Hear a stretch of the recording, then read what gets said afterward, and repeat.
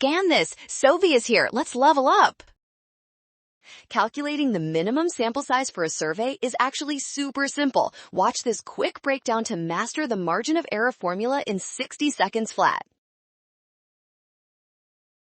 To find the sample size, we start with the margin of error formula. We use a z-score of 1.96 for 95% confidence and set p to 0.5.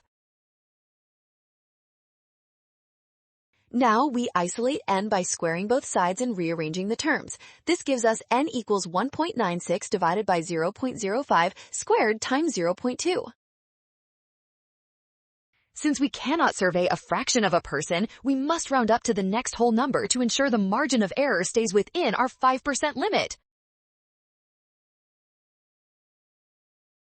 Smart move. Scan the code you can learn better with Sovi. Never round down because you must always round up to satisfy the required confidence level.